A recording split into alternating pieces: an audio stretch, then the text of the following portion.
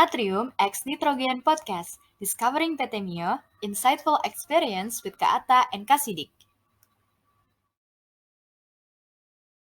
Assalamualaikum warahmatullahi wabarakatuh. Waalaikumsalam warahmatullahi wabarakatuh. Oke, hai kakak semua, kenalin aku Ayu dari Rekayasa Pertanian 2019. Jadi di sini aku yang akan mewawancarai kakak-kakak semua terkait dengan PT Mio dan juga ya insight dari kakak sebagai alumni dari Himarekta Agrapana ITB Iya, gitu. oke. Oke, pertama-tama nih aku mau kakak-kakak perkenalan dulu deh nama terus dari dari Rekayasa Pertanian angkatan berapa, terus sekarang di Mio itu posisinya sebagai apa gitu. Mangga. Mungkin Oke. dari Kak Sidik dulu ya. Oh, aku dulu. Ya udah, oke. Iya. Halo semuanya. Eh, Hai. nama nama nama aku. Ketahuan banget ya orang Bandung ya. Eh, Namaku Muhammad Maulana Sidik. Dipanggil Sidik aja sih. Cuman beberapa dosen sih kayak Pahim masih ada nggak sih? Masih. Pahim. Masih. Terus siapa lagi? Oh, Parama juga. Terus Bumia itu manggil aku Maul. Maul. Maul. Kayak dijeda gitu, Maul. Maul. Oke. Gitu. Terus eh angkatan 2014. Jadi sebetulnya angkatan ketiga ya kalau kalau boleh dibilang ya. Bahkan rektor dari 2012 ya. Angkatan ketiga sekarang di MIO, Miga Inovasi Organik, dan saat ini sih lead di divisi on-farm business operation ya. Jadi kalau gambarannya sih karena perusahaan MIO itu eh, bergerak di bidang ekspor eh, organik ya, dan organiknya juga bukan self claim tapi certified. Jadi kita ngurusin sertifikasi organik juga, beberapa macam sertifikasi dari standar Eropa, EU, USDA Amerika, kemudian Naturland untuk Jerman juga, dan JAS Jepang, sama ekuivalensi Kanada, dan selain organik juga sertifikasi terkait fair trade, dan selain itu ngurusin juga terkait eh, terkait semua budidaya juga, ya biasalah ya, kayak misalkan panen tuh seperti apa, spesifikasi eh, spek untuk panen tuh kayak gimana, estimation gitu, terus database, data analisa produksi untuk beberapa macam komoditi yang ada di Mio gitu. Dan ya gambarnya seperti itulah gitu. Itu perkenalan dari aku ya. Eh, em, dulu aku di Agrapana sempat jadi senator. eh, ya sempat jadi senator angkatan 14, dan sebelumnya sih, oh enggak, aku nggak pernah masuk BP sih, tapi sebelumnya Badsen, dan ya udah lanjut senator, dan ya udah gitu. Ya, silakan Ata, perkenalan selanjutnya. Cukup nggak sih? Atau ada lagi sih? Ini nyantai-nyantai aja kan? Cukup nyantai banget Kak, pengangguran aku. Oke. Oke, Kata. Aduh, bosen nih. Oke. Sorry ya. Tahu nih. Oke, halo teman-teman semua. Kenalin lagi, aku Ata. Nama panggilannya Ata. Nama aslinya Nanda Cita Livastiawan. Aku dari Agrapana 19. Agrapana 18. Terus apa? Oh, terus di Mio sekarang aku di bagian local market development. Udah ya gitu ya. Bagian tadi apa Kak? Sorry, putus-putus. Local market development. Nah kan tadi kalau Kang Sidik bilang kan ya sebenarnya kalau Mio tuh kayak bertahun-tahun fokusnya di ekspor. Nah tapi per akhir tahun kemarin sih sebenarnya mencoba buat eh, merambah juga nih ke lokal lah, nasional gitu, ke Indonesia gitu. Jadi aku di Mio anak bungsu dan ngurusin bisnis bungsunya Mio juga gitu. Tapi pionir ya Teh ya. Pionir. Enggak sih, nah aku tuh ngelanjutin Oh Kak iya. Naila. Oh Kak Naila ya. Naila. Ya, sebelum Kak Naila juga ada KBK. KBK tuh dari BA berapa sih, Kang? KBK tuh 15, BA 15. BA 15 ya.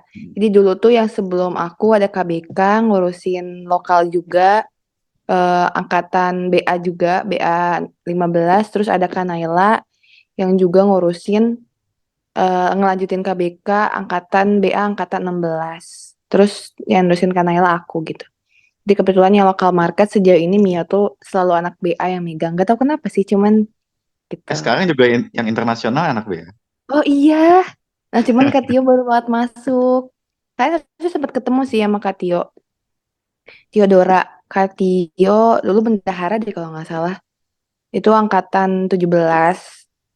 Sekarang baru banget masuk hari Senin. Sekarang mau menggantikan di bagian internasional marketnya gitu. Gitu guys. Hmm. Oh, gede juga ya Mio. Kak, aku mau nanya dulu nih. Latar belakang PT Mio tuh asal usulnya gimana sih dan dia tuh di mana? Nah, mangga Kang Sidik. Awal mulanya ada di Wih, mana nih? ya tambahin Hmm. sama Ata aja ya. Pasti aja juga tahu sih. Mio itu sebenarnya berdiri di tahun 2010 ya kalau nggak salah 10 atau 2010 atau 2012 ya aku lupa. Sebenarnya pendirinya juga alumni TB sih. Cuman beliau ini uh, owner kita itu alumni dari planologi Mm-mm. gitu. Nah, ceritanya sih yang aku tahu adalah dulu owner kita ini dulunya di Bapenas. Jadi orang Bapenas udah lama juga, tapi di saat menuju menuju puncak akhirnya dia keluar dari Bapenas. Karena Mm-mm. kenapa? Karena ya itu ya mungkin eh, ya mungkin karena idealis ya mungkin pengen membangun pengen membangun petani. Aku juga nggak tahu kenapa dia apa namanya punya keidealisan itu dan akhirnya dia ke World Bank dan ngurusin banyak masalah terkait rural development lah gitu di ya apa namanya pengembangan di daerah rural ya pedesaan gitu. Nah, soalnya kan karena desa ini kan kalau kalau kalau desa ini kan identik sama petani ya gitu. Jadi Mm-mm. setauku dia kayak ter, terpanggil mungkin terpanggil dan jiwa bisnisnya juga memang sudah melekat dari dulu katanya. Dulu katanya sempat jadi vendor ini cleaning service di Sabuga dulu ya. Oh iya, oh Ya, udah tahu. dulu apa namanya sempat jadi apa waktu habis lulus tuh katanya owner kita sempat jadi vendor cleaning service di Sabuga dan ya karena mungkin jiwa bisnis ya dan pada akhirnya ketika dia udah masih di World Bank dan dia melihat potensi gula kelapa gitu. Gula kelapa yang sebetulnya jadi komoditas utama kami juga sebetulnya. Dan akhirnya Mio itu terbentuk. Sebetulnya dulu bukan Mio namanya, tapi Mega Inovasi Karya Mandiri. Mm-mm. Susah juga ya singkatnya ya, nggak enak banget. Tapi eh, diubah Mio karena kan beda.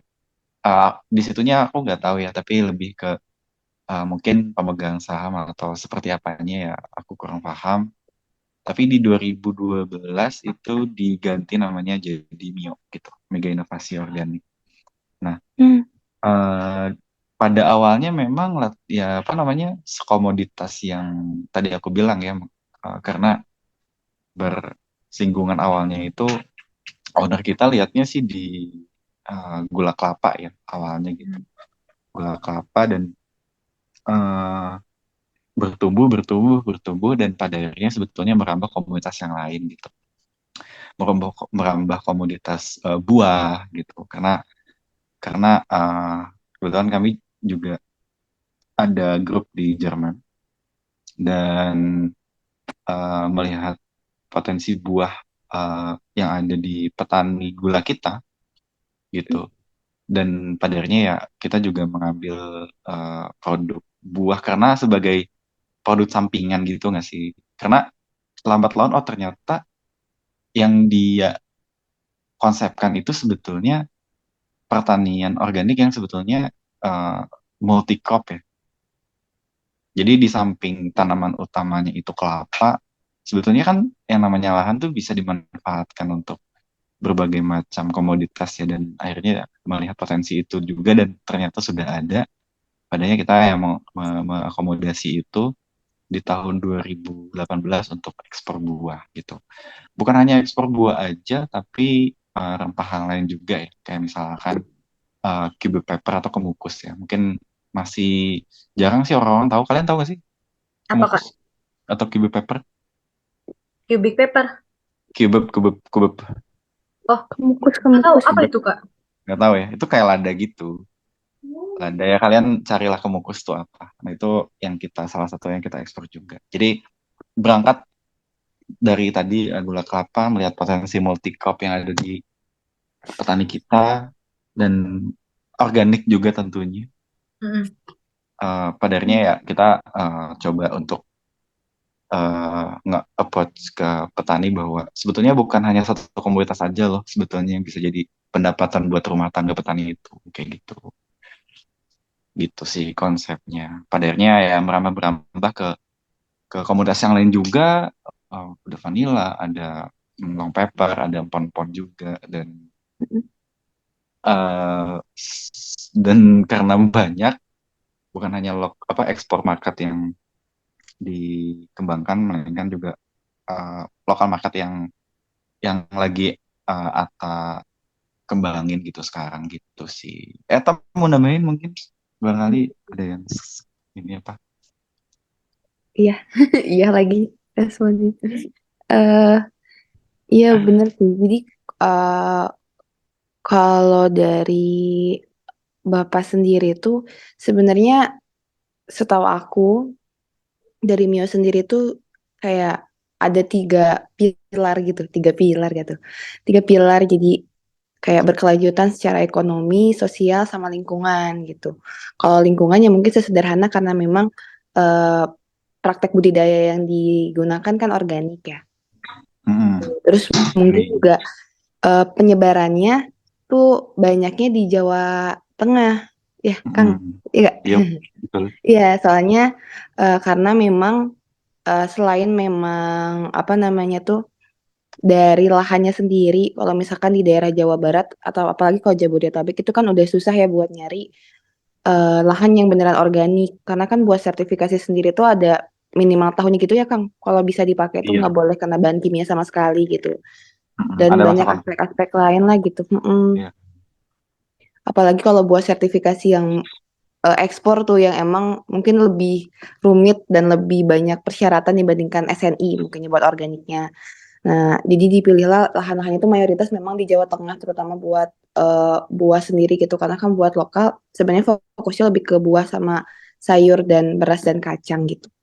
Nah, jadi lingkungan terus sama sebenarnya ditambah lokal wisdom ataupun kebiasaan budidayanya pun orang-orang Jawa Tengah udah terbiasa memang nggak pakai pupuk gitu dibandingkan sama orang-orang petani-petani yang di Jawa Barat mungkin yang biasa apa-apa Iya, mungkin iya. bagusnya tuh pakai pupuk, pakai hormon gitu-gitu lah. Jadi kan dari mindsetnya juga udah terbentuk gitu kan. Mungkin jadi ketika melakukan pembinaan gitu ya, pemberdayaan bareng-bareng sama petani juga eh, lebih mudah dilakukan lah karena memang pada dasarnya sebelum sebelum Mio hadir pun mereka sudah terbiasa dengan budidaya yang seperti itu gitu.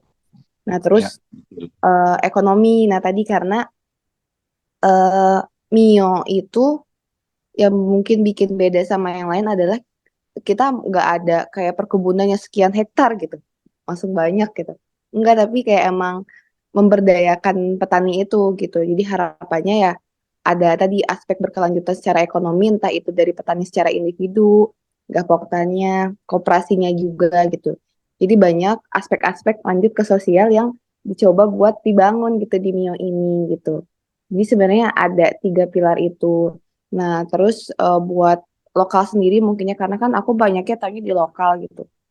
Lokal sendiri pun kenapa lokal hadir dari Bapak kita semua, Bapak Direktur kita. Itu tuh karena em, apa namanya merasa ada apa ya, bukan prihatin, cuman kayak ngerasa kok organik tuh di luar orang-orang nyari sampai mereka tuh ngimpor loh gitu, sampai nyari ke Indonesia sampai jauh-jauh, rela bayar mungkin yang kayak agak lebih mahal gitu. Dengan kayak awareness mereka tuh kayak organik, tapi kok orang-orang Indonesia kita sendiri gitu, padahal resource-nya tuh di kita gitu, kok masih kurang gitu. Makanya akhirnya digali lah kenapa nih, apakah memang karena mungkin organik harganya lebih mahal dan lain sebagainya gitu. Sampai akhirnya tuh sebenarnya hadir Ceritanik atau Cerita Petani Organik, itu nama brandnya buat lokal market, yang visinya tuh adalah membumikan produk organik untuk anak bangsa gitu. Nah, jadi hadirnya Ceritanik atau lokal market pun yang umurnya masih setahun juga belum gitu. Itu tuh karena itu gitu. Karena memang berusaha untuk memper memperkuat tiga pilar tadi, tapi juga ingin lebih mengenalkan produk organik ke masyarakat Indonesianya itu sendiri gitu. Cuman mungkin untuk sejauh ini karena kita basisnya sendiri kan, kalau Mio tuh kalau lahan emang banyak di Jawa Tengah, terus di NTT ya Kang ya, NTT ada. Vanilla tuh.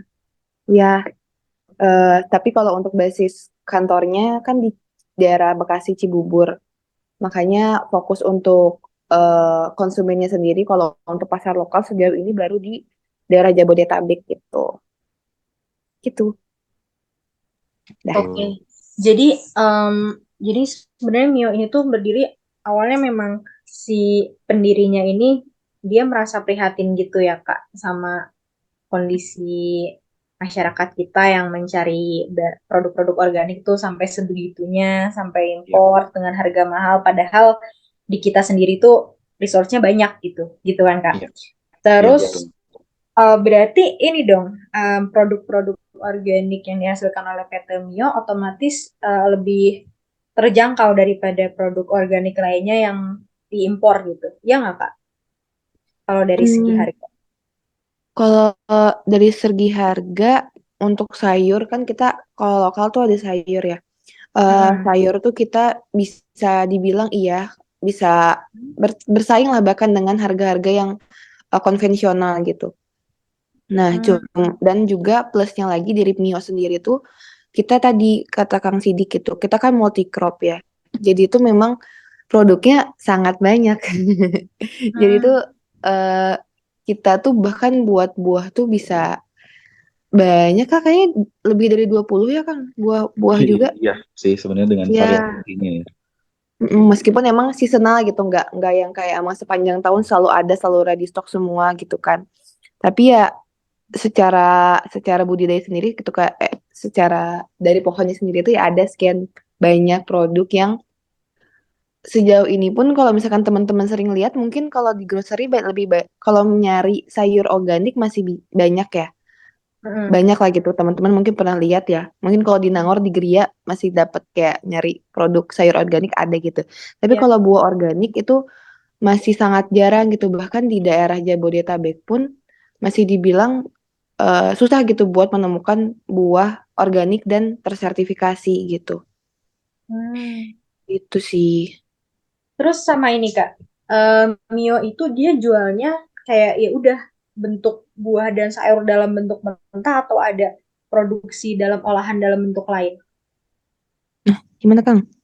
Iya, Kak. Kalau ekspor sendiri sih mentok-mentok kering ya. Kita nggak ada olahan yang apa namanya benar-benar diolah jadi raw untuk apa namanya bahan makanan langsung. Tapi benar-benar kalau misalkan nggak kering ya fresh gitu biasanya. Kayak misalkan kalau buah itu kita ekspornya itu fresh seminggu sekali gitu. Dan itu dipetik mungkin nyampe Jerman itu kurang lebih 48 jam lah gitu dari pemetikan terakhir gitu. Dan kalau mentok-mentok kayak misalkan gula itu sebetulnya paling kompleks tapi sebetulnya paling sederhana juga dibanding sama raw material yang lain karena cuman pengeringan aja sih lebih ke Hmm. prinsipnya ya walaupun maksudnya aku nggak nyeritain yang spesifik tapi hanya pengeringan aja pun komoditas yang lain itu hanya dikeringkan aja gitu. Nah, memang dalam beberapa tahun ke depan pun bulan di tahun ini kita udah invest berbagai macam hasil untuk apa namanya untuk kayak lebih untuk apa ya kayak pengolahan yang mungkin lebih next step lagi gitu. Kayak misalkan Mm-mm. tadinya mungkin hanya slice dry tapi ini lebih maksudnya powder kayak gitu sih. Dan Iya, apa namanya? Dan itu masih bertahap sih. Tapi sementara kebanyakan itu uh, raw cerah. material yang tadi aku sebutin. Iya, betul betul. Soalnya kan kayak em, buat buat raw material sendiri gitu. Itu tuh kan kayak ada teman-teman tahu kan maksudnya kayak ada pasti kalau untuk kita mau menjual barang tuh apalagi kalau produk-produk pertanian ada grade gitu kan. Ada kayak pasti Iya. tahapan sortasi gitu, grade A, grade B Hmm. dan grade C gitu kan. Nah, sedangkan yang untuk raw material sendiri tuh kayak emang misalkan dari groceries A dia mintanya yang grade A doang nih gitu. Sedangkan kan yang petani berarti masih punya yang grade B, grade C yang kayak terus ini mau dikemanain gitu. Makanya per tahun ini dari Mio sendiri tuh mencoba buat eh ya lebih mendevelop ke arah olahan juga karena harapannya kan kalau olahan dia bentuknya udah bukan raw material kan, udah nggak dilihat lagi visualnya gitu kan. Tapi yang penting ya dia bisa diolah lebih lanjut gitu untuk ya menyerap produk-produk yang istilahnya nggak masuk ke grade yang diinginkan sama si pembeli gitu. Kayak gitu. Ya terus Kak, tadi kan di awal katanya produk utamanya itu kan gula kelapa. Sampai sekarang masih gula kelapa produk utamanya. Sampai sekarang masih kok, masih mas. Itu jadi Tulang di punggung. tulang punggung lah istilahnya apa namanya sikel keuangan yang paling besar itu ada di gula kelapa. Iya. Masih. Hmm. Kalau gula kelapa sendiri juga berarti pusat produksinya ada di daerah Jawa Tengah gitu. Tapi masuknya ke Jogja sih. Itu pabrik kita ada di Wates. Atau belum pernah ke sana ya? Belum. Ada di Wates dan Jogja pun bukan Jogja kota. Kalian tahu Wates gak sih? Enggak tahu Kak. Wates tahu nggak? Ini apa sih stasiun Wates ada gak sih kan stasiun kereta? Ada stasiun Wates. Kalian orang ini ya Bandung ya? Orang maksudnya bukan orang Jawa. Ada yang Jawa sih Aku kalau dari aku orang Jawa logo. Kak. Cuman Oh kalau di iya, rumah nggak Cilacap. kemana-mana. Cilacap ya. Iya Ya, Kak. pokoknya kalau kalian naik kereta itu pasti kalian ngelewatin stasiun Wates kalau misalkan kalian dengar Hmm, ya. pernah denger Jadi sih. itu agak perbatasan sama Purworejo sih. Sebenarnya patokannya deket Bandara YIA. Hmm, hmm, hmm. Tuh, patokannya deket Bandara YIA. Itu pabrik kita ada di situ, pabrik utamanya. Begitu. Hmm, Untuk yang gula ya. iya. Ya. Terus Kak, tadi tuh kan Kakak sempat nyinggung ya katanya apa sih self claim sama certified. Katanya Mio ini kan dia Iya. certified gitu masuknya Mm-mm. kategorinya. Emang Iya. bedanya self claim sama certified tuh maksudnya gimana Kak? Kayak gini deh, misalkan kita sih kalau aku sendiri ya nggak ikut pertanian organik loh dulu sama Pak Rama. Sekarang masih ada nggak sih ininya? Masih. Masih Masih ya? Kak, aku TA sama Parama Wow. disuruh Dan kasgo. masih ada matkul pertanian organik masih ada nggak sih? Masih Ada ada ada, juga. Pilihan Oh ya? masih ada. Ya. tapi pilihan. Tapi pilihan ya. Aku Hmm. sebenarnya nggak milih juga sih. Cuman bedanya itu adalah kalau self claim, kalian tahu FAMO nggak sih? Yang ada di tahu, Enggak Kak, anak rektor biasanya tahu FAMO. paham. Kalau Oh, zaman gue, FAMO itu adalah dia ada alumni ITB juga yang dia uh, punya kebun di Parompong. Itu Parompong. Mm-mm. Parompong. Dia organik, cuman dia self claim. Artinya ya dia secara apa namanya budidaya itu sebetulnya tidak memakai pupuk organik. Sorry, tidak memakai pupuk anorganik, bangsa Hmm. NPK dan sebagainya gitu ya.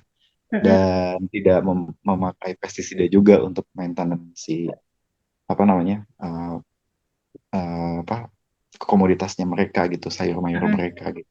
Tapi itu hanya ini aja apa namanya eh klaim dari apa Mereka namanya sendiri. owner mereka sendiri aja gitu. Nah, Jadi nggak ada sertifikasi secara resminya nggak gitu. nggak ada. Nah, Betul. sedangkan perbedaannya untuk yang certified yang kita maksud ada sebetulnya itu disertifikasi oleh badan sertifikasi. Nah, badan sertifikasi sendiri sebetulnya banyak teman-teman. Jadi ternyata dunia organik itu luas loh, dimana dari badan sertifikasinya itu macam-macam juga ya. Di Indonesia itu sebetulnya ada beberapa yang terbesar. Mm-mm. Ada temanku yang dari B14 juga sempat jadi auditor di Biosert. Itu salah satunya Biosert. Terus ada lagi ICER, ada lagi EcoSort, ada lagi Ceres, ada lagi yang paling terkenal itu sebenarnya Control Union. Jadi maksudnya membuka wawasan juga bahwa sebenarnya kalau kalian ya apa namanya punya ketertarikan di dunia organik, ya kalian juga sebenarnya bisa menjadi salah satu apa namanya bagian dari perusahaan-perusahaan yang tadi aku sebutin. Bahkan sebetulnya ada juga yang lain. Nah, si badan sertifikasi ini tuh sebetulnya mereka punya standar, punya standar yang harus dipenuhi untuk kita sebagai klien, Mio nih sebagai klien mereka, itu mendaftarkan petani kita, petani yang ada di bawah kita, itu memenuhi standar organik gitu. Yang tadi aku sebutin ya di awal, karena kan Mm-mm. standarnya beda-beda dan requirement-nya tuh beda-beda, walaupun banyak yang berisan gitu.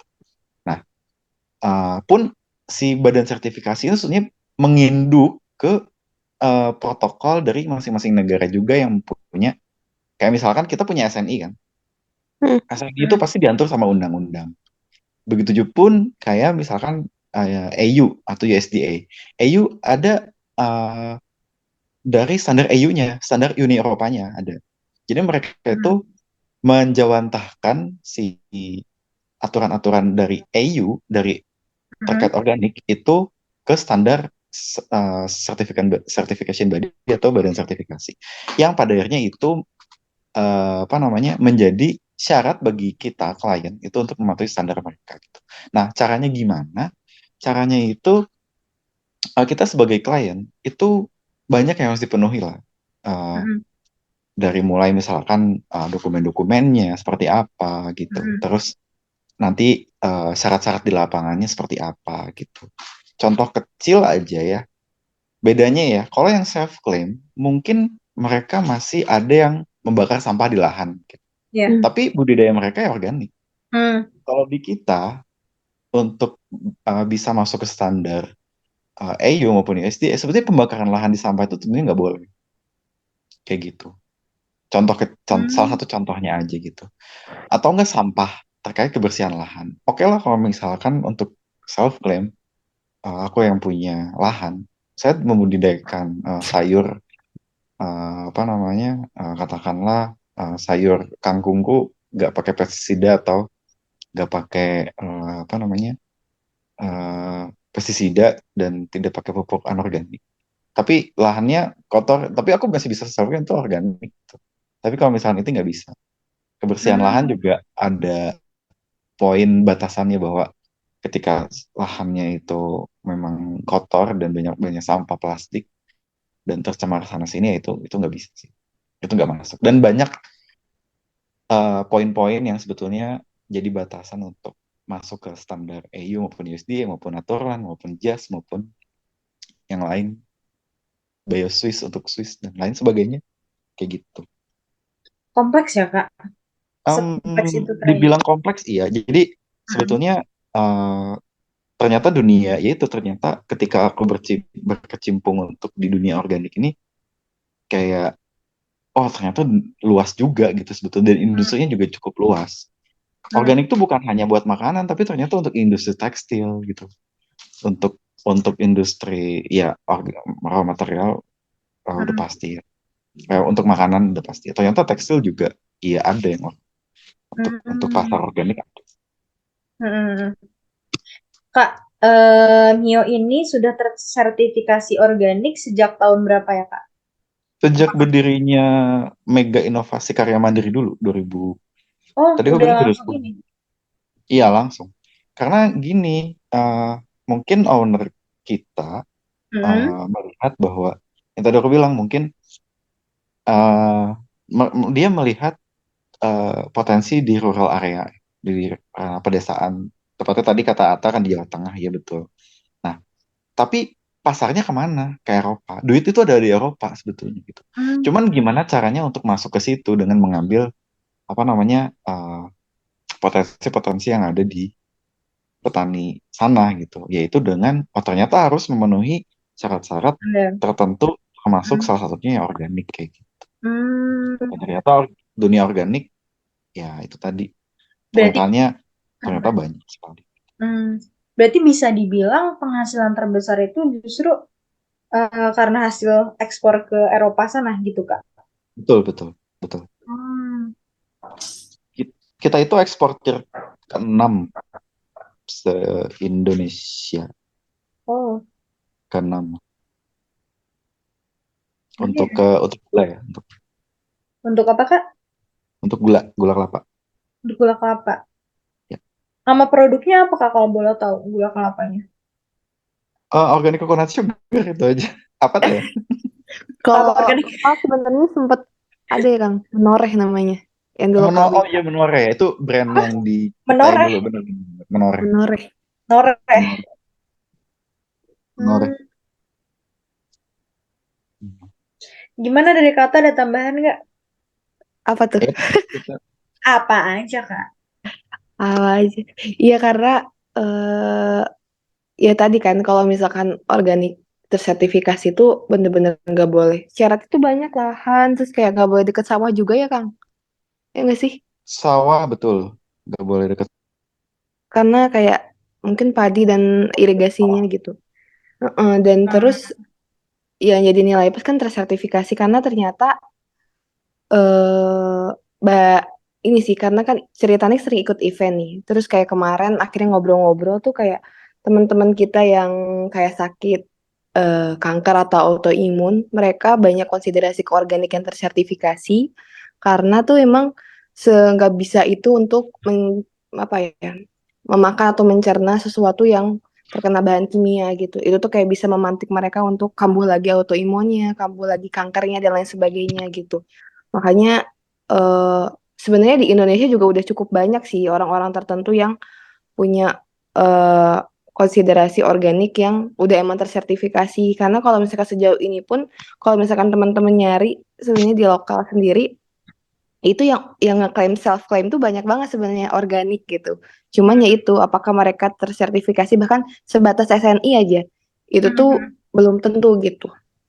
Hmm. Gitu sih. Terus, Kak, kalau masalah sertifikasi ini, dia perlu diperbaharui nggak sih, Kak, setiap tahunnya atau setiap berapa Oh iya tahun? dong, pasti Oh iya pasti dong. pasti pasti. Ini Makanya diperbaharuinya setiap berapa tahun sekali, Kak? itu sebenarnya semua sertifikat organik itu Hmm. eh, punya punya ketentuan untuk diperbarui 1 tahun sekali. Oh, Hmm. Ya. terus itu sistemnya gimana, Kak? Orang dari pihak sertifikasinya itu datang Hmm. survei ke lahan milik Mio atau gimana ya, Kak? Untuk Nah, membuktikan kalau oh nih beneran nih Mio gitu. Sesuai dengan sertifikasi yang apa standar yang seharusnya gitu. oke. Nah itu biasanya kita setiap tahun Mhm. sebelum jadi awalnya tuh kita uh, menyiapkan kuesioner lah. Jadi Mhm. sebelum apa namanya ada namanya auditor. Dia tuh auditornya itu bukan auditor apa namanya keuangan, tapi dia auditor lahan. Dan bukan hanya auditor lahan aja, tapi apa namanya eh, dia ngecek semua dokumen dan segala macam. Tapi awal mulai itu ini apa eh, akan ada beberapa hal yang akan ditanyakan sebelum apa namanya di desk audit gitu. Jadi namanya tuh desk audit di mana kita akan dicek dokumen-dokumen apa aja gitu sebetulnya. Contoh kecilnya kayak misalkan dokumen inspeksi internal. Jadi semua petani itu punya database apa aja isinya, singkat sebenarnya banyak sih ya, tapi Mm, kayak estimasi, kemudian berapa jumlah pohon yang kita record, jumlah mm, luasan lahan.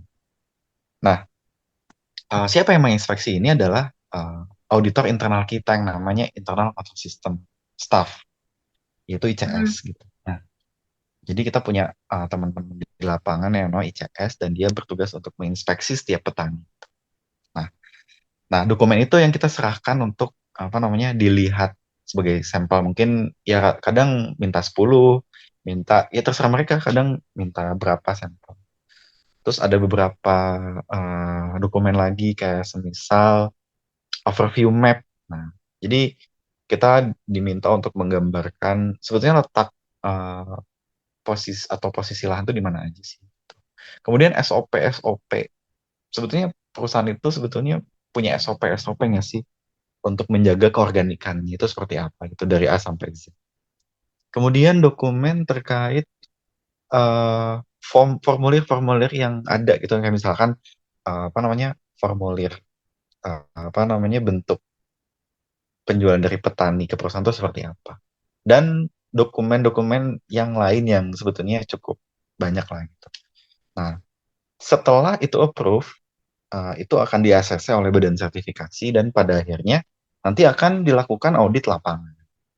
Nah, di audit lapangan ini biasanya yang tadi aku bilang ada namanya auditor yang diutus dari CB, dari Certification Body, kemudian berkunjung ke lahan-lahan yang menjadi sampel dari yang dipilih sama mereka juga tentunya gitu ya.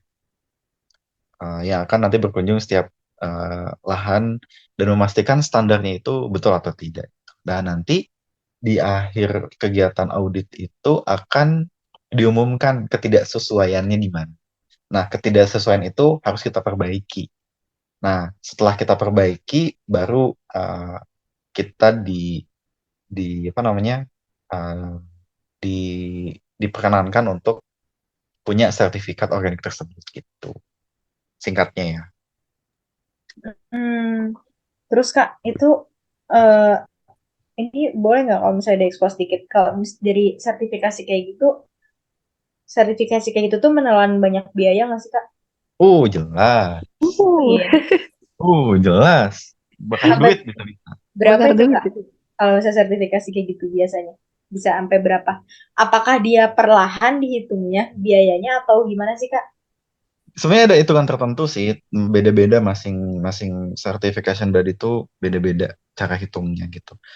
Cuman kayak hitungannya gini, tergantung skop jumlah petaninya juga gitu. Hmm. Jadi uh,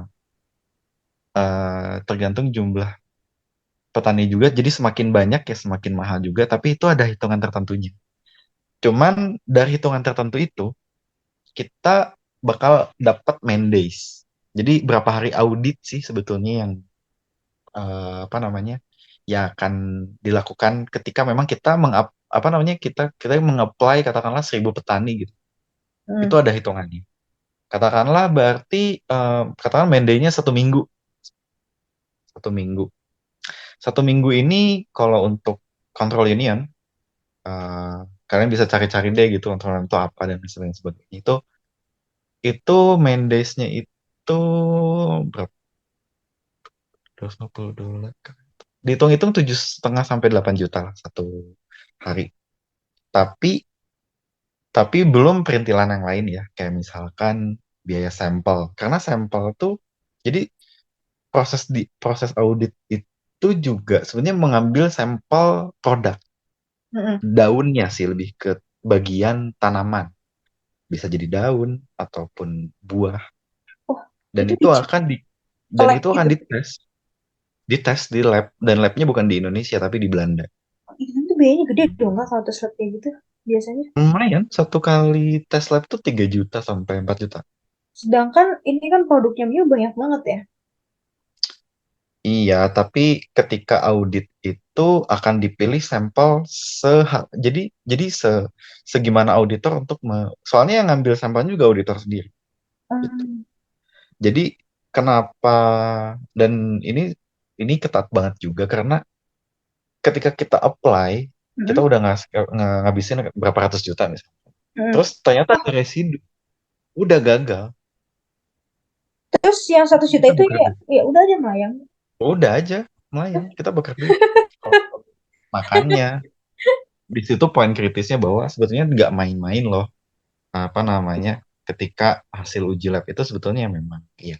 Di samping standar-standar yang lain tadi yang aku bilang dari dokumen, dari segi kesesuaian lahan, sama dari hasil uji lab yang memang menjadi titik di mana itu krusial ya antara ya atau tidak. Soalnya meskipun dokumen oke, kemudian lahan oke juga standar gitu untuk semua petani. Kemudian ada hasil labnya gitu, ada residu pestisida. Oh udah sih,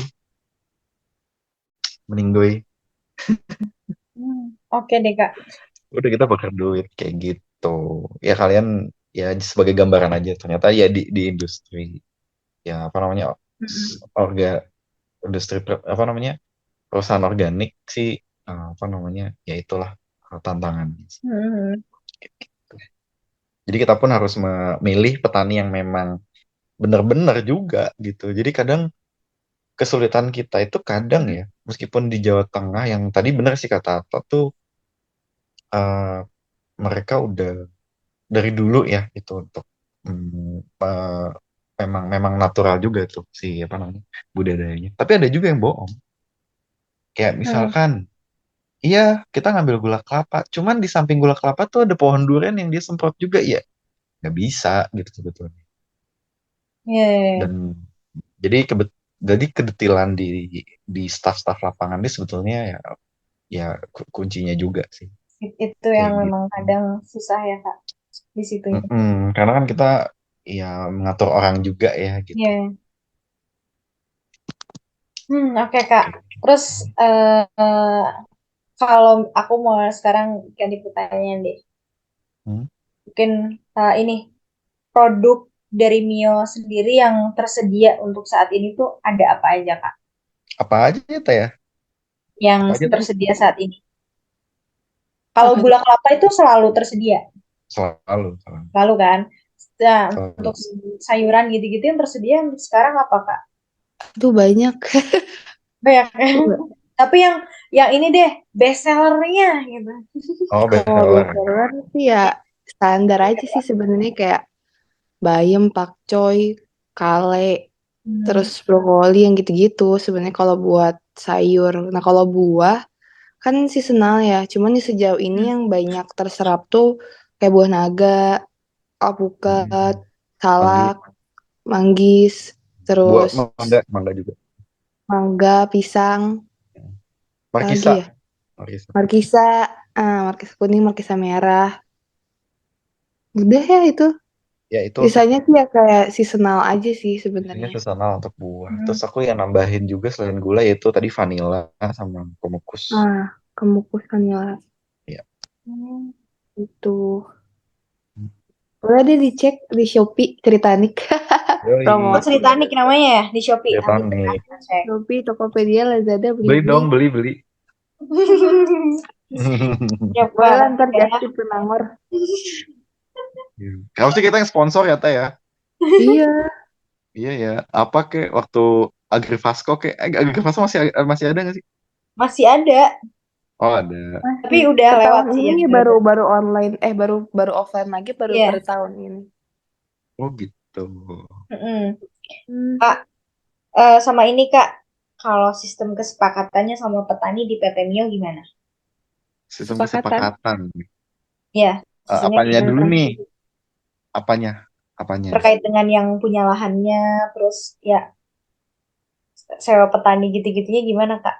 Atau sama bagi-bagi profitnya tuh kayak gimana gitu loh sistem. Oh bagi-bagi profit ya. Kalau profit, kalau ini dulu deh, mungkin gambarannya adalah ketika kita merekrut petani, sebenarnya ada dua cara sih. Ada kebanyakan dua cara. Yang pertama tuh kita memang menawarkan. Jadi ada satu wilayah yang mungkin kita nilai dari asesmen kita bahwa wilayah tersebut sebenarnya berpotensi untuk produk gula kelapanya banyak ataupun produk apanya banyak gitu, kemukusnya atau yang lainnya. Kemudian kita tawari untuk bergabung dengan Mio dengan ya perantara staf lapangan kita gitu. Nah, Mm-mm. selanjutnya itu ada kontrak petani, gitu. Di mana isi kontraknya itu kalau misalkan mau menjaga lahan lain sebagainya gitu ya. Terus mereka juga sekaligus mendaftar dan mereka mau tuh diinspeksi lahannya gitu oleh auditor internal kita lah yang namanya ICS tadi gitu. Nah, Mm. eh, udah itu apa sih yang kita kasih untuk sebagai keuntungan buat mereka yaitu eh, produk mereka yang sebetulnya dijamin oleh kita penyerapannya dan kita menawarkan harga yang kompetitif gitu Mm-mm. kayak gitu. Jadi istilahnya Berarti masih begitu. lahannya tuh bisa ada berapa yang lahannya memang pakai lahan petani sana gitu Kak? Gimana maksudnya? Sorry, sorry, sorry.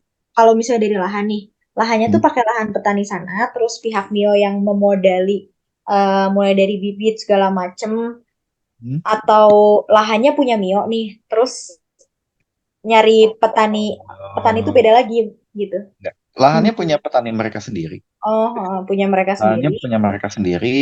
eh, untuk modal kayak bibit gitu sih tergantung ya. Kayak misalkan Markisa Mm. kemarin kita sempat kasih gitu. Cuman kayak kita ngasih kelapa tuh enggak lah. Untuk kita ngasih bibit kelapa enggak. Dan untuk hanya beberapa tentu aja yang kita kasih. Tapi yang Mm. lebih kita fasilitasi itu adalah peralatan dapur biasanya. Jadi Mm. kalau kalian apa namanya coba cari tahu kan bikin gula kelapa tuh ada harus pakai penggerus, harus pakai Mm. saringan, kemudian ada apa namanya penyimpanan gitu yang memang di samping harus standar kita karena ekspor dan menjaga food safety-nya ya kita bantu di situ. Mm. Hmm. Kalau pupuknya kan pupuk organik ya enggak sih Kak pastinya. Nah, itu pupuk organiknya pupuk apa Kak biasanya pakainya? Kalau dari Mio Pupuk kebanyakan. paling banyak itu nggak diapa-apain sebetulnya. Oh, nggak diapa-apain.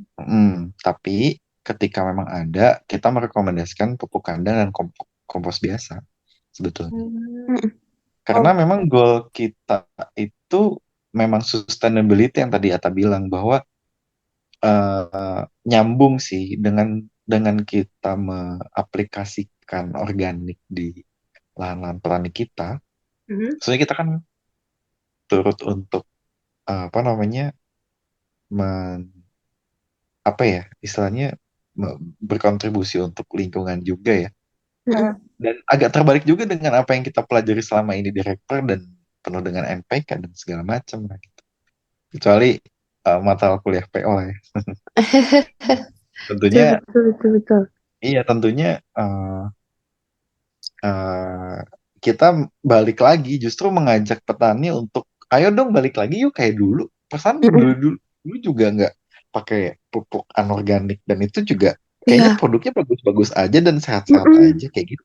Hmm. Fun Gitu. fact, Jadi kita lebih simpannya. enak juga tahu dibandingkan dari soal rasa ya Kang, terutama buat buah Iya gitu iya sejauh benar ini. benar. Betul. Kayak review-review dari pembeli entah itu yang di kayak di event nih kan kayak misalkan kita nge apa namanya ada display pisang. Nah, terus ada tuh pisang pisang maskot kita namanya pisang awak dari Wonogiri kan. Kan nggak ada tuh di Jabodetabek apa tuh pisang awak gitu. Nah, ada tuh sempet kayak eh pembeli yang kayak dia nggak tahu terus dia iseng beli terus bener-bener dimakan di depan stand kita. Terus akhirnya dia besok datang datang beli lagi gitu loh. Maksudnya emang dari segi rasa pun lebih manis dan lebih segar aja gitu sih. Padahal ya itu nggak dikasih pupuk atau apa gitu dari segi budidayanya gitu. Sama ini Kang yang fair trade gak sih yang kita ke petani itu yang ada biaya. Apa? Kita kan Oh ngasih ini. selain harga beli farm Oh price. betul. Benar benar benar. Mm-mm. Nah, ini kelewat juga nih. Jadi selain eh, kita menawarkan sejumlah apa namanya pendapatan ke petani dari kita menawarkan harga yang kompetitif dari produk mereka, kita juga kalau dibilang cashback lah ya. Karena kita kan tersertifikasi fair trade ya, di mana sebetulnya kalau misalkan produk yang dibeli secara fair trade itu sebetulnya dibeli oleh buyer kita yang ada di Eropa sana atau di luar negeri sana itu dengan harga yang lebih tinggi. Nah, harga yang lebih tinggi itu sebetulnya ada muatan sekian persen per kilonya untuk dikembalikan lagi ke petani.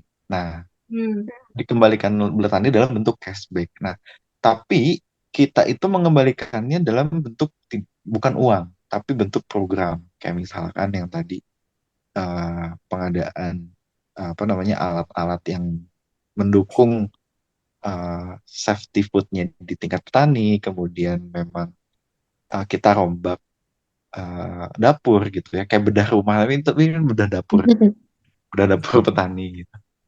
Kemudian juga kita berkontribusi juga sama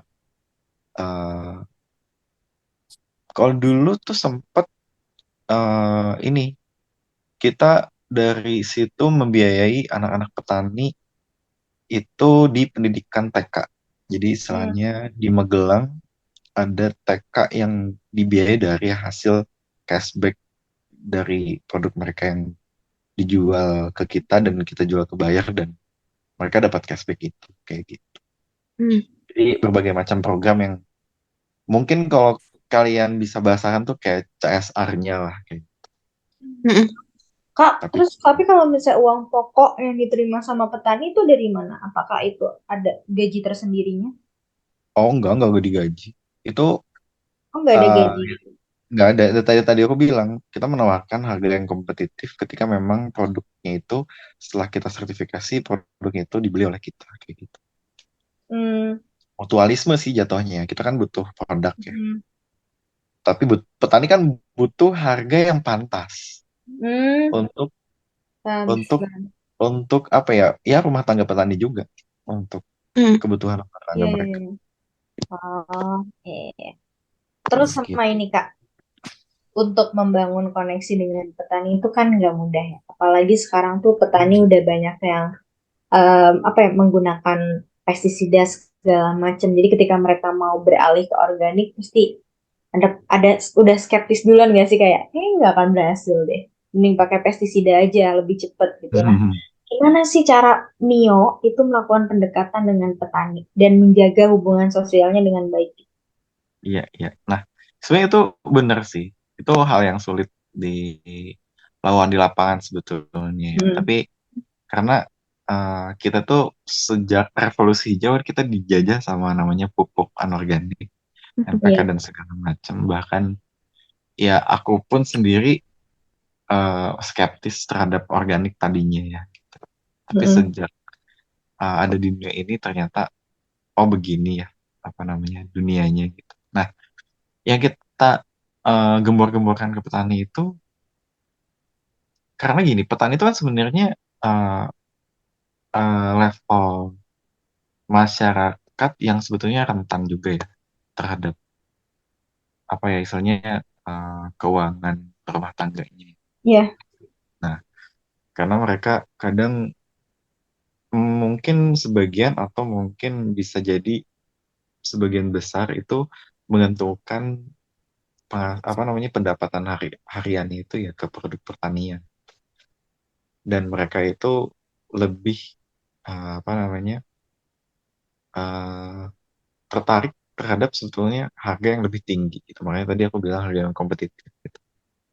Nah, makanya karena kita pun jualannya keluar dan cukup kompetitif juga, makanya Iya. ya kita tawarkan satu gerbang awalnya dari eh, kita jelasin sebetulnya kalau misalkan Bapak Ibu petani itu punya berbagai macam produk, multi produk yang kita Mm-mm. konsepkan gitu ya. Kalian bapak-bapak dan ibu-ibu tuh sebenarnya punya apa namanya potensi keuntungan segini segini segini segini loh. Jadi kita edukasi dulu dari sebetulnya potensi pendapatan mereka karena itu kan benar-benar hal utama yang petani itu biasanya kejar ya dan kita menawarkan sustainability-nya gitu untuk pembelian produk. Nah, terus yang kedua ya kita edukasi terkait manfaat organik. Ibu coba bandingin deh. Ibu bawa apa namanya beli Roundup berapa? Atau Roundup kan kalian? Atau Roundup nggak? Apakah Toronat? Roundup, tau nggak Roundup? Nggak tahu Kak, apa Kak? Asli nggak tahu. Roundup Sebuah apa herbisida, gitu? herbisida.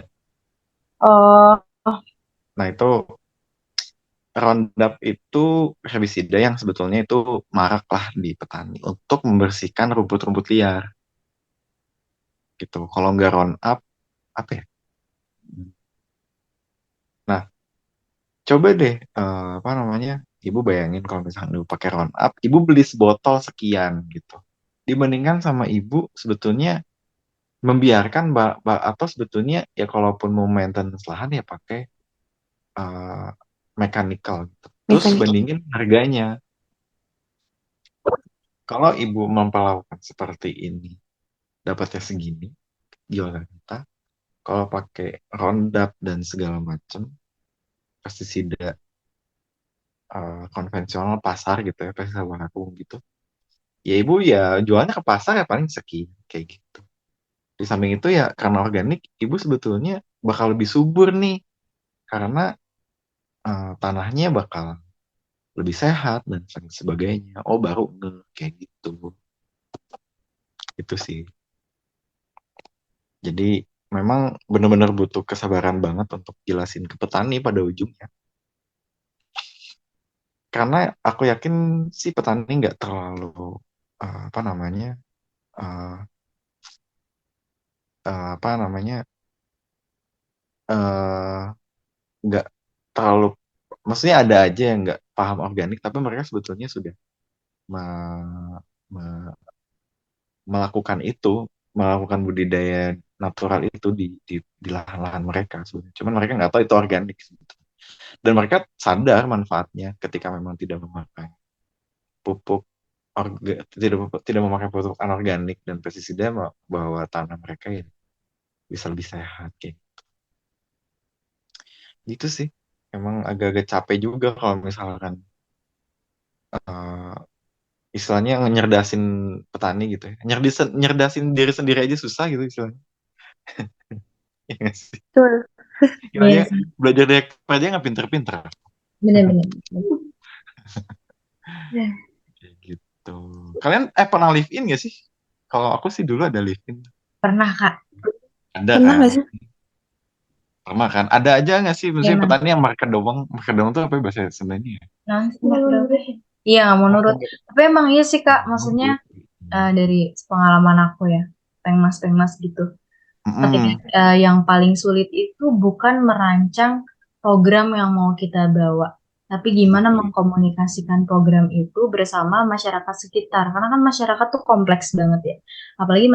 masyarakat yang memang notabene memiliki apa ya pemikiran yang berbeda sama kita, budaya yang berbeda, sudut pandang yang berbeda itu susah banget sih Kak. Iya, Mm-mm. betul.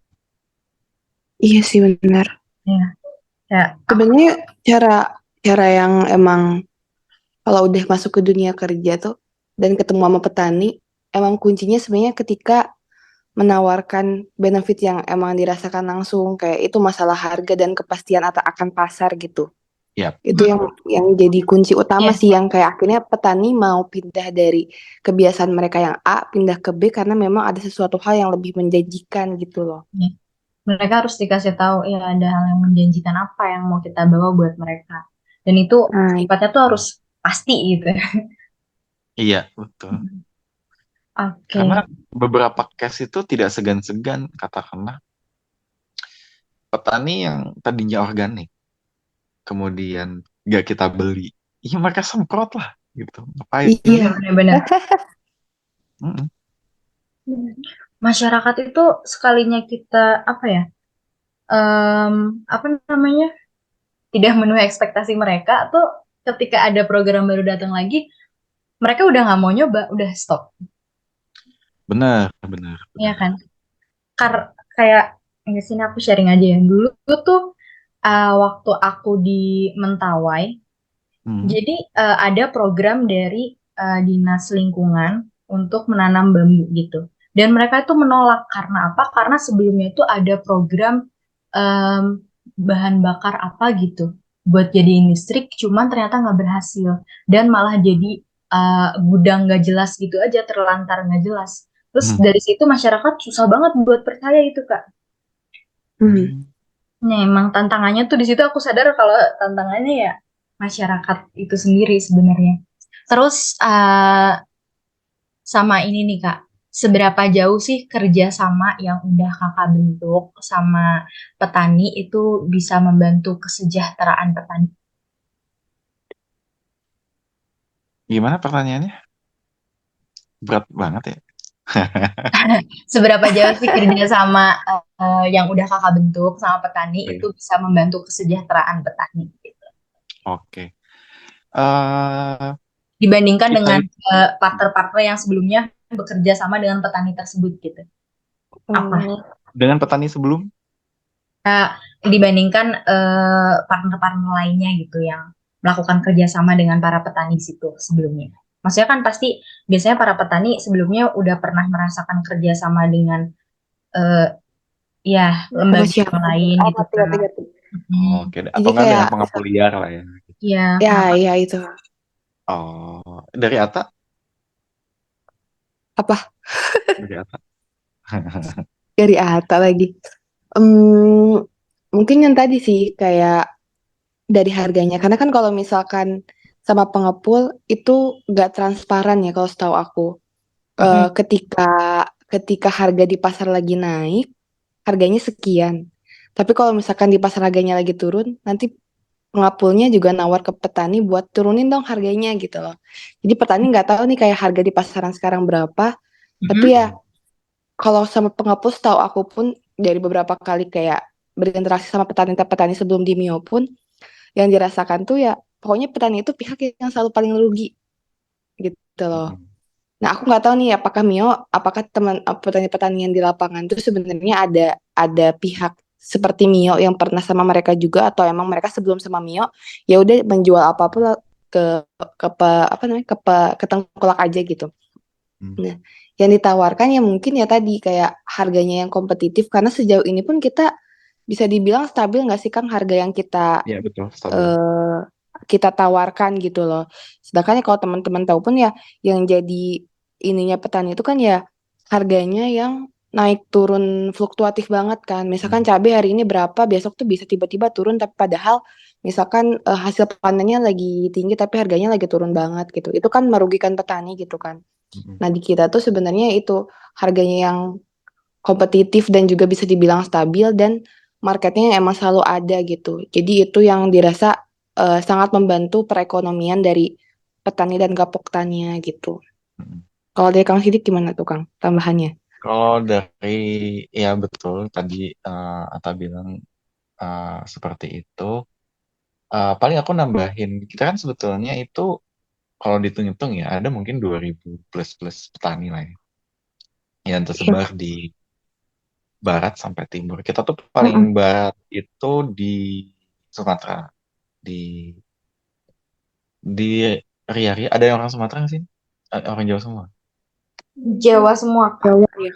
Jawa semua ya. Ada di dekat Danau Toba tuh ada 38, 30-an lah.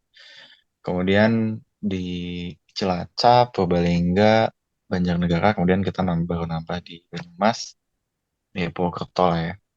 Kemudian ada di Kebumen, ada di Purworejo, ada di Kulon Progo, ada di Magelang. Kemudian geser lagi ada di Wonogiri, Menurut. kemudian menyusul apa? Iya Kang, lanjut Kang. Ya di Wonogiri, kemudian ada di apa? Mau tambahan juga di Jember ongoing, Bener. dan di Bali ada di Tabanan, kemudian ke barat, ke timur lagi di NTT di Pulau Alor, dan paling utara itu di Kalimantan ada. Nah, dari semua wilayah tersebut sebetulnya karena komoditasnya juga beda-beda dan pola kerjasamanya juga beda-beda gitu. Nah, kalau tadi ditanya sejauh apa sih sebetulnya yang kita kerjasamakan, itu eh, dan kita membuat perbedaan dengan mitra sebelumnya adalah aku ambil case di Alor lah. Jadi dulu itu petani di Alor itu sebetulnya mereka itu jual ke pengepul yang liar aja gitu. Seadanya misalnya aku pengepul ya. Ya aku paling menghargai produk kalian gitu ya sebagai petaniku itu ya tahun ini segini ya gitu. Tahun ini sekian gitu. Ya kita anggap ya sebetulnya itu ya nggak tahu ya sebabnya karena apa. Cuman kalau dari kita menjelaskan bahwa harganya segini ya karena ini memang pasaran dunia ya lagi segini dan itu di apa namanya di sounding ke kelompok-kelompok tani. Karena pun kita menjalin ke kerjasama dengan petani itu sebetulnya mereka tuh punya kelompok dan dan itu mewajibkan bahwa petani yang masuk ke kita itu masuk ke kelompok. Jadi kalau misalkan nggak masuk kelompok sebetulnya ya nggak boleh dan maksudnya kita pun sosialisasi dan segala macam itu lewat kelompok gitu. Nah, bahkan dari komoditas yang kita beli itu sebetulnya ada fee untuk kelompok juga gitu, sekian ratus per kilo lah itu ada masuk untuk uang kas kelompok gitu ya. Nah, dan sistem itu yang kita tawarkan untuk eh, kerjasama dan itu cukup efektif juga untuk apa namanya memaintain ya istilahnya memaintain hubungan kita sama petani sehingga memang petani juga kalau ada apa-apa info ya ke kelompok kelompok kemana lagi sih kalau misalkan ke nggak ke orang lapangan kita gitu untuk menanyakan terkait harga dan lain sebagainya. Jadi istilahnya asas keterbukaan untuk harga itu ada. Apalagi kan makanya apalagi kita mengusung fair trade di mana sebetulnya harga itu merupakan sesuatu yang tidak bisa dirahasiakan seperti kayak misalkan pengupul lain, pengupul pengupul liar gitu. Kita nyebutnya pengupul liar dan yang memang pengupul liar tuh kena drama harga mulu tadi bener kata-kata di mana ketika peak panen kalau misalkan kayak tomat tuh karena suplainya banyak ya itu kan biasanya lagi murah ya murah dan pada akhirnya ya bahkan sampai dibuang-buang itu tomat gitu dan di kita ya harga itu terbuka gitu dia dari barat sampai timur ya harganya sama segitu dan semua orang tahu hal itu dan kita tahu margin kelompok itu berapa keuntungan apa namanya kecuali keuntungan perusahaan yang nggak bisa tahu lah istilahnya.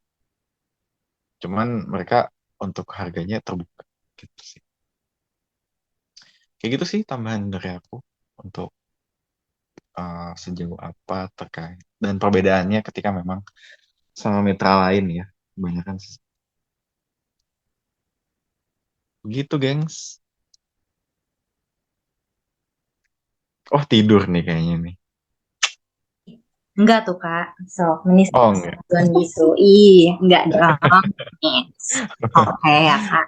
Iya iya Eh, iya. ini kan udah malam ya, jadi mungkin Ah, cukup untuk informasi terkait Nyonya. Walaupun sebenarnya masih ada pertanyaan lagi. Tapi em, sekarang kalau kalau misalnya nih Kak, kita pengen tahu lebih dalam tentang Mio, kita kontaknya mau kemana nih Kak?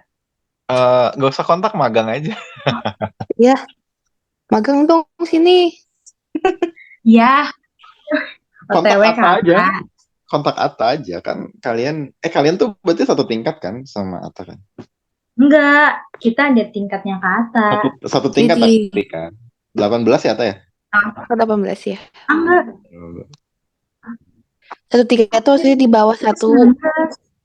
Di bawah satu. Oh, iya, iya, iya. Mm. Oh iya, tadi kan udah nih tentang Mio-nya. Mm-mm. Oh ini Kak, Mm-mm.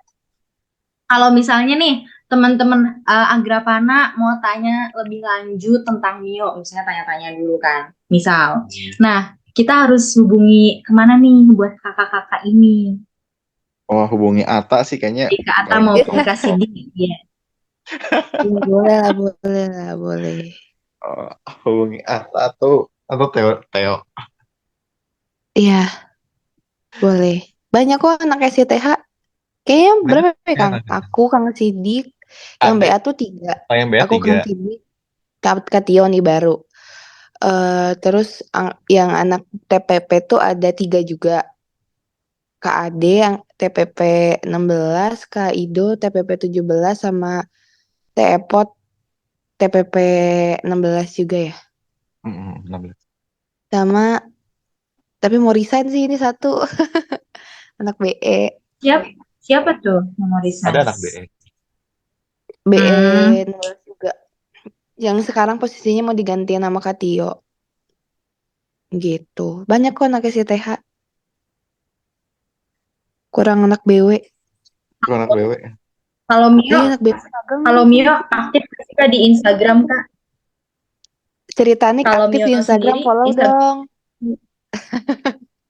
Ceritanik ya. Oke, buat teman-teman jangan lupa ya follow @ceritanik.store bukan?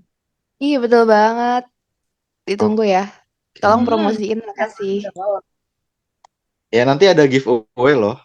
Iya, Wow, lagi. giveaway apa? Dapat apa nih? Dapat gula Giveaway-nya kelapa? kacang organik. Kacang Kacang organik, organik, bukan. Kacang hijau organik. kacang hijau organik. Boleh. Website Mio-nya juga ada ya, Kak? Oh, Ada. kalau Website-nya ada. misalnya nih Kak, kita pengen tahu info-info magang atau nggak lowongan pekerjaan di Mio, itu lewat apa nih Kak? Websitenya kah, LinkedIn atau apa? Oh, biasanya itu Kita up to di date.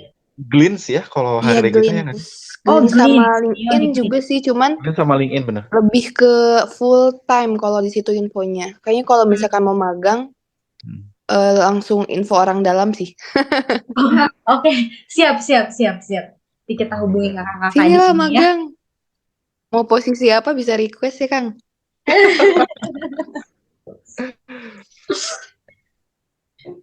Oke. Mau jadi direktur juga boleh. Oh, boleh Boleh. Kak. Magang jadi direktur ya. Oke.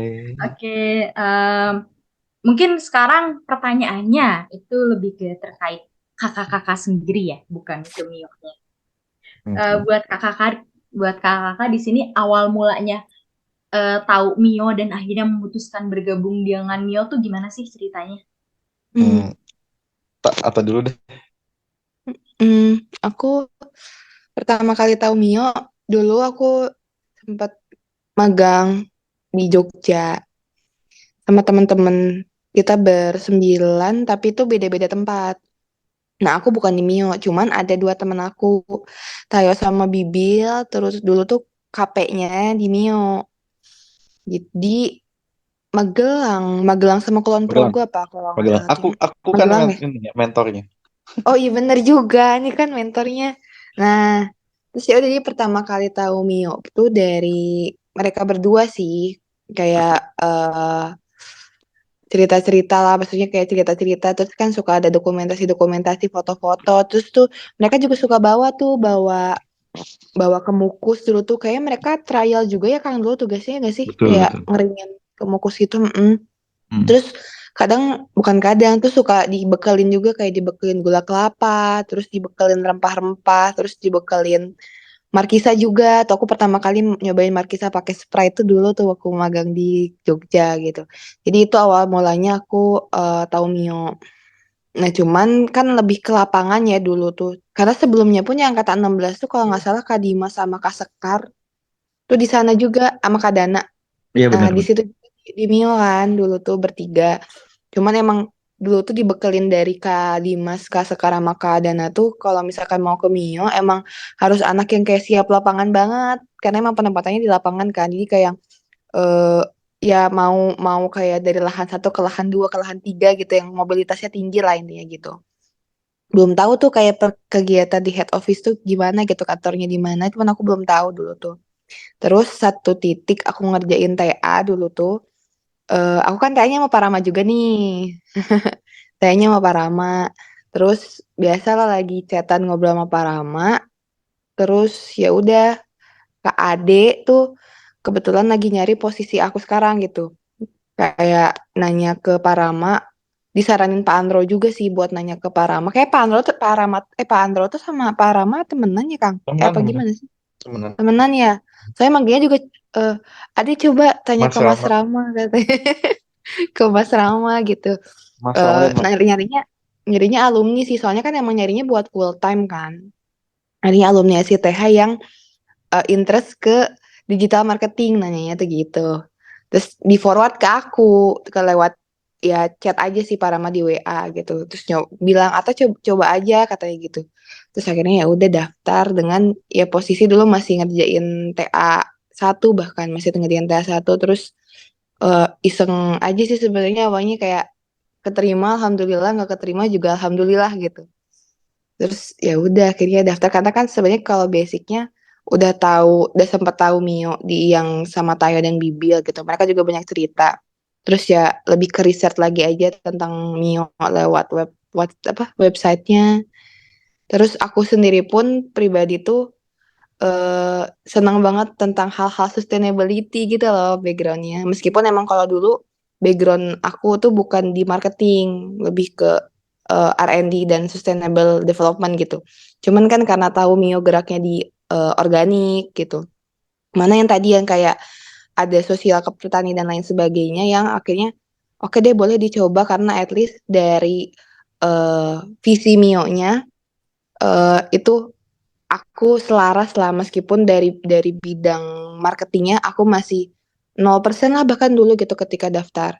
Akhirnya ya udah coba daftar dan akhirnya masuk ke Mio gitu.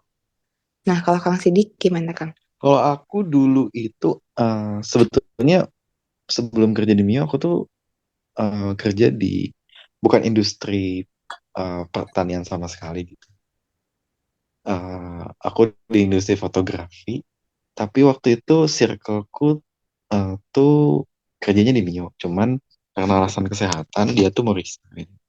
Nah, terus dia ngontak apa namanya? Kayaknya pantas nih buat buat buat kamu gitu. Padahal ya udah deh. Saat itu juga COVID kan, COVID dan aku tuh termasuk yang kena layoff di perusahaan sebelumnya. Nah, pas hmm, di apa namanya seminggu itu ya itu ditawarin untuk "Ya udah coba aja untuk apply katanya. Ya udah keterima gitu sih. Sebenarnya singkat banget ya. Oke. Itu Kayak dia. gitu. Dan memang apa namanya tertarik karena ini industri yang kayaknya menyenangkan deh. Dan ya ternyata luas juga sih ternyata. Kayak Iya. Pokoknya kalau mau belajar ke Mio, Mio tempatnya ya. Mau belajar apa tuh? Ada semua di Mio. Ih, siap. Ntar gue Promosi, promosi. marketing banget deh Oh iya dong. emang emang di Cita ini ini ya, ya. emang market development ya. Nah, jago Yoi. ya. Oh ya Kak, tadi kan Kakak udah nyebutin masing-masing posisinya nih ya di awal banget.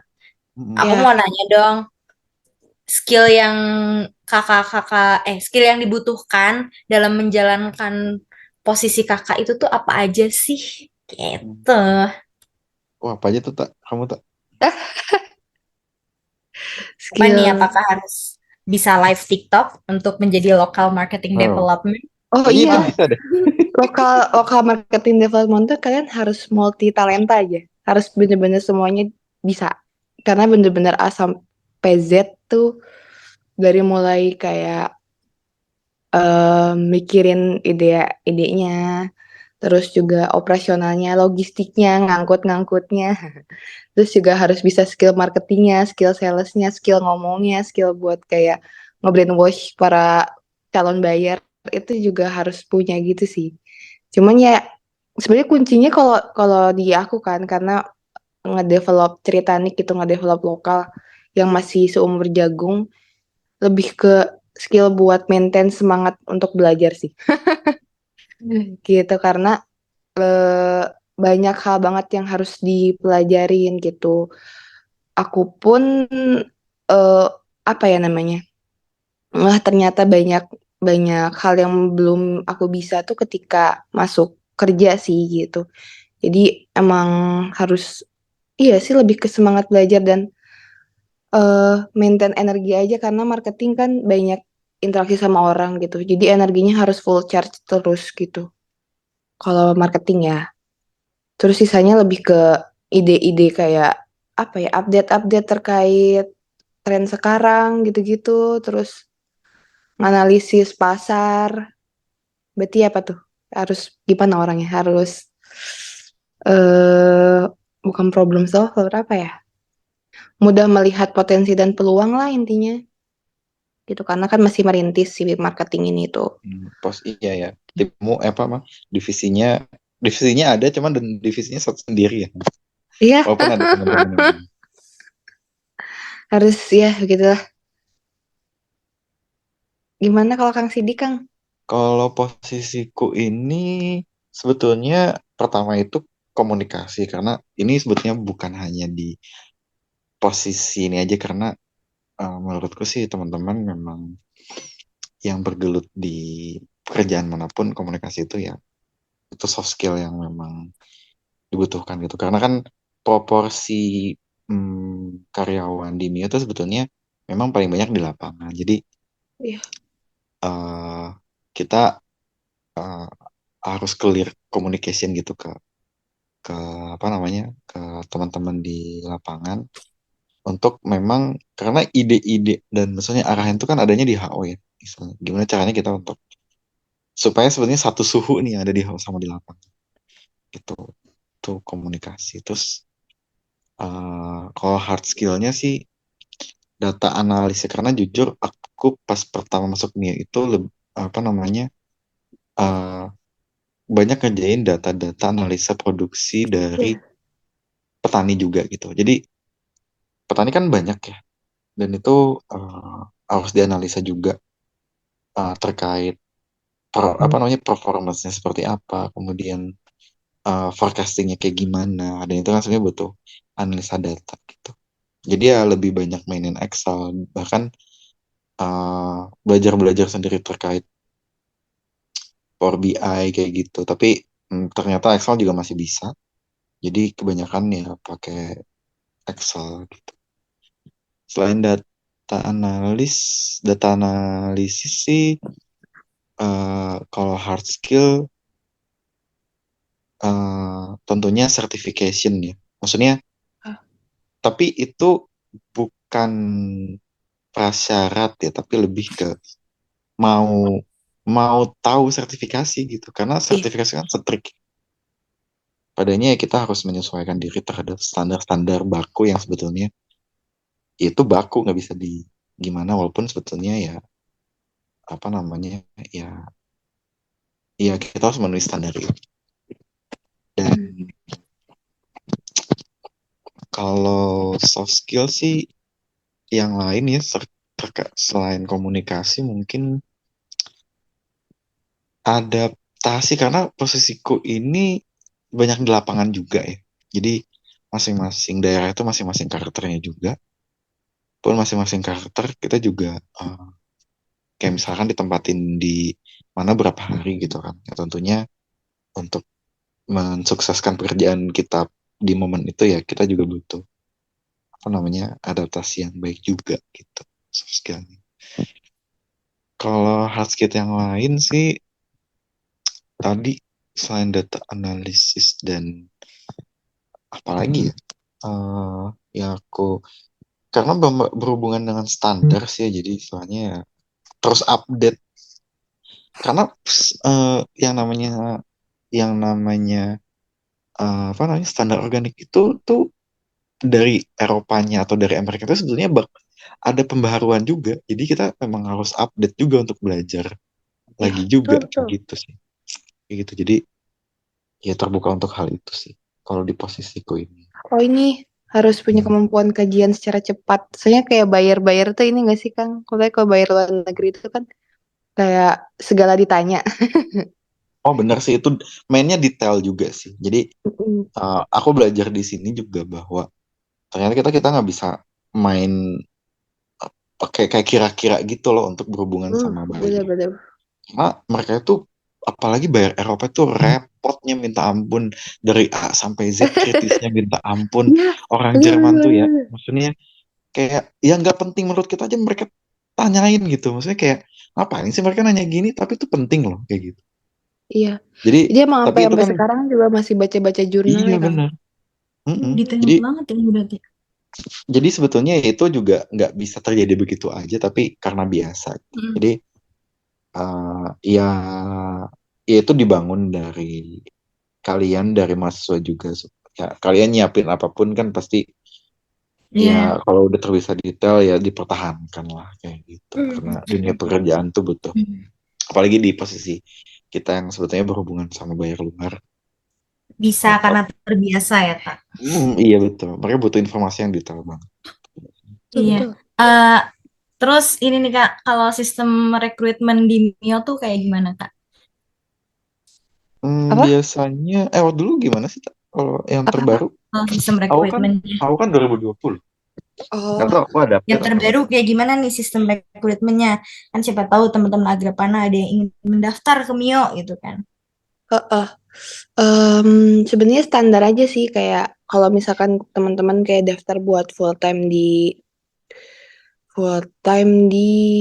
ada dua berarti. Kalau misalkan mau full time, misalkan kayak lewat Cleans gitu ya sebenarnya standar ada CV sama portofolio gitu kan.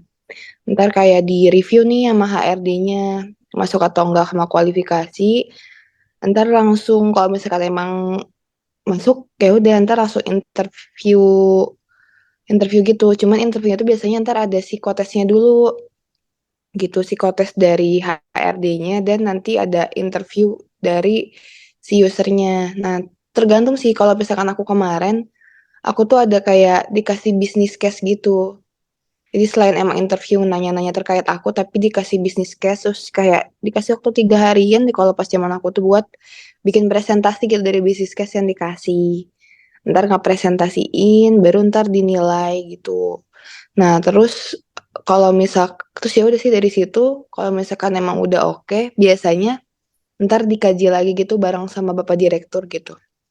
Karena kan yang tadi emang komposisinya di HO tuh nggak banyak, lebih banyak di lapangan kan. Jadinya siapapun yang mau masuk tuh emang kayaknya sih semua posisi tetap dikaji lagi gitu bareng Bapak Direktur gitu apakah cocok atau enggaknya.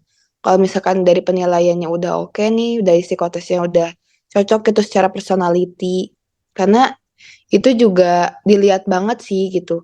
Kayak misalkan presentasinya bagus tapi secara personality ternyata nggak begitu cocok buat di bidang A gitu. Itu mempengaruhi juga gitu. Itu kalau misalkan full time. Kalau misalkan intern, setahu aku sih sejauh ini HRD itu biasanya nanyain kayak proyek apa nih yang mau dipegang sama si A gitu. Kayak misalkan kalau kalau apa ya kalau buat yang kayak KP-KP gitu biasanya ditanya kayak proposalnya juga gitu. Ntar ketika di kita apa yang mau dikerjain dan apa yang jadi proyek utama lah meskipun mungkin nanti ketika berjalannya banyak selingan-selingan gitu. Gitu sih. Sebenarnya standar aja kalau Ya, mau standar ya. masuk. Saya paling Mm-mm. update sih karena aku waktu dulu psikotes, interview HRD, ya, psikotes dulu terus interview HRD, kemudian presentasi, terus ya interview direktur, udah. Iya, iya sih tergantung Heeh. divisi. Berarti tergantung divisi masing-masing ya Kak. Oke. Em, terus ini paling tips and trick nih buat teman-teman biar bisa keterima di Mio. Kayak gimana?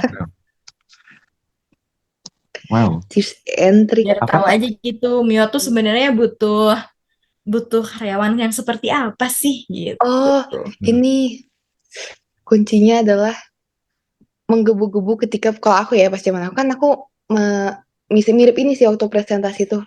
Kayak hackathon gitu loh. Kayak kita bikin pitching ke calon investor. Kayak ini dia sidang gitu loh kayak TA2.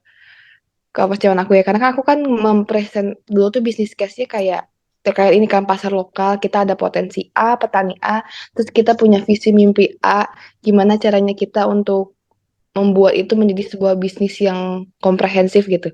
Nah itu tuh kayak yang benar-benar dinilai selain emang materi dari presentasinya tapi cara kita mempresentasikan juga. Cuman kan kalau aku kemarin emang kebetulan karena posisinya sendiri kan marketing kan.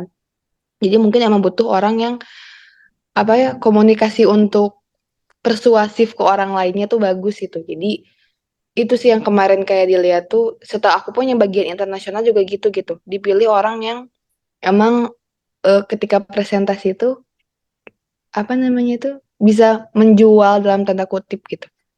Tapi kan itu ya balik lagi itu posisi marketing. Jadi itu sih harus pede aja sih sebenarnya kalau di waktu presentasinya. Nah, kalau Kang Sidik gimana? Ya kurang lebih sama ya. Dulu juga sebenarnya poin terbesar itu adalah ketika memang kita presentasi sih, karena apa namanya, karakter direkturnya tuh kita tuh nggak masalah pakai kaos, pakai sendal, aku pun kayak gitu juga.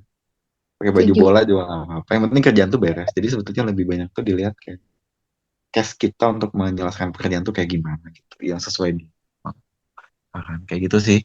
Jadi kuncinya sih memang di presentasinya sih, yang aku Iya, perhatiin sih. Gitu sih kalau dari aku. betul. Oke, berarti skill-skill yang didapat dari himpunan juga berhimpun juga kepake juga Oh ya iya dong. Kak. Kayak masalah Ih, disiplin, terus parah, Masalah parah. disiplin, masalah cuap-cuap. parah. Sekarang Apa tuh senator cuap-cuap. tiga nilai himpunan kreatif, Aduh, inovatif, kekeluargaan, Yoi. kekeluargaan ya boleh lah boleh. Tapi iya boleh tahu, maksudnya. maksudnya kalau misalkan mau ke Mio itu Hmm, bayangannya emang kayak di himpunan aja nggak sih Kang? Maksudnya karena kebetulan pun anak ITB-nya banyak. Bahkan kan tadi kata Kang Mm-mm. Sidik, Bapak Direktur sendiri juga anak ITB. Jadi kalau misalkan teman-teman kayak kepo, gimana sih culture di Mio gitu kerjanya, lingkungannya, nggak jauh-jauh dari lingkungan anak-anak himpunan aja sih sebenarnya.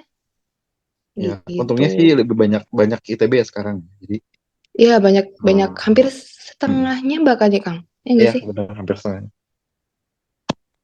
Iya.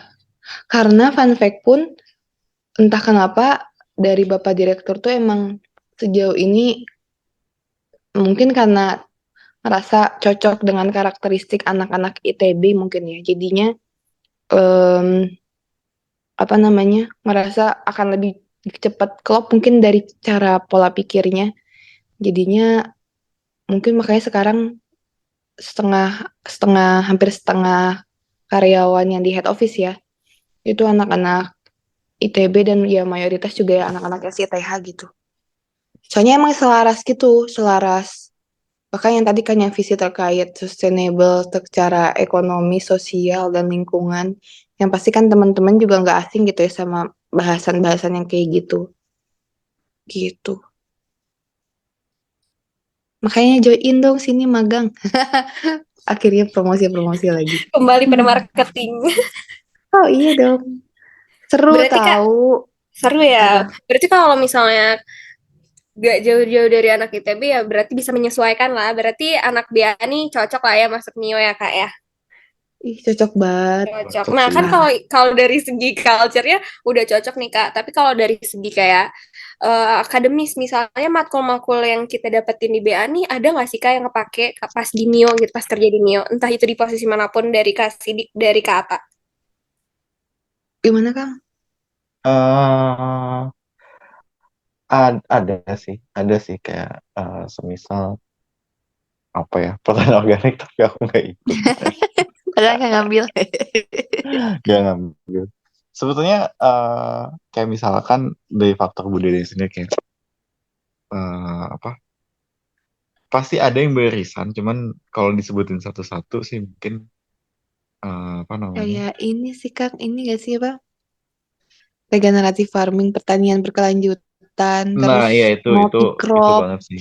Karena kan Betul. kayak kita yang ngasih arahan nih dari head office. Cuman kan kalau kita basicnya aja nggak tahu banget ih, ini apa Bener. pertanian tuh gimana, organik tuh apa, itu yang susah gitu loh. Maksudnya Mm-mm. kayak kayak kemarin pun gitu. Aku kayak posisi aku aja marketing gitu. Sebelum aku ya otomatis udah ada dong kayak nyari orang-orang kayak kandidat-kandidat lain gitu. Dari user aku pun sebenarnya ada nih yang bagus banget nih dia marketingnya karena yang pada dasarnya dia marketing gitu, maksudnya manajemen atau apa gitu. Cuman karena basic tahu tentang pertanian atau bahkan secara lebih mendalam lagi organiknya itu dia belum dapet, jadinya susah gitu loh Iya. masuknya karena kan itu value yang mau dibawain kan gimana caranya kita bisa memarketingkan sesuatu kalau kita value-nya aja nggak ngerti gitu. Masa kita nggak ngerti sama apa yang kita tawarkan sendiri gitu. Jadi itu sih kayak tentang pertaniannya secara general, budidaya, multi-crop dan lain sebagainya. Terus kayak kan kayak apa Kang Sidik kayak ngurusin yang kayak buat on farming kalau misalkan apa masalah spek, terus kayak kematangan buah dan lain sebagainya. Terus kan kayak kita pun karena apalagi kalau himpunan nih ikut-ikutan live in, terus ikut-ikutan pengmas, sering ketemu sama petani. Ya secara garis besar kayak tadi aja Ayu, kayak at least meskipun belum masuk Mio udah tahu nih karakteristik petani itu kayak gimana, pola bikinnya kayak gimana.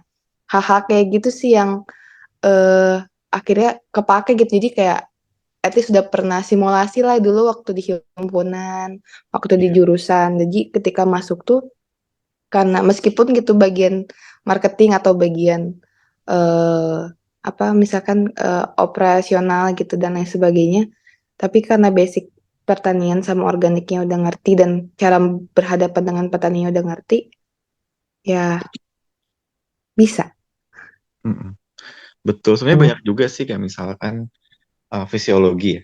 Dulu aku sama Pak Ical Ya. sih, nggak tahu sekarang sama siapa ya.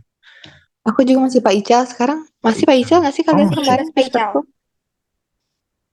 Iya ya, Visertum ya dulu ya. Istilahnya kan kayak kita kan belajar masalah intake nutrisi, kemudian memang kekurangan unsur dan lain-lain. Itu kan sebetulnya kayak itu jadi masalah problem di petani juga gitu. Dan kita kaitin lagi atau tubuhkan lagi ke masalah organik. Dan sebenarnya solusi organiknya tuh apa gitu. Dengan logika-logika yang kita udah pelajari di rekper lah ya gitu. Iya. Apa namanya? Kemudian ini juga apa namanya? Kadang masalah terkait produksi juga kayak NME gitu kan, input output proses gitu kan sebetulnya Nah, itu iya kepake bener-bener. juga gitu loh. Bahkan kayak susut produk ketika misalkan tadi aku di awal uh, di awal podcast ini apa namanya uh, mulai kan aku sempat bilang bahwa ya kita juga sempat untuk apa namanya kirim ya kebanyakan dried product juga. Nah itu kan sebetulnya kalau misalkan kita nggak teliti, kita tuh sebenarnya beli air loh dari petani gitu, jual atau nggak jualan air gitu.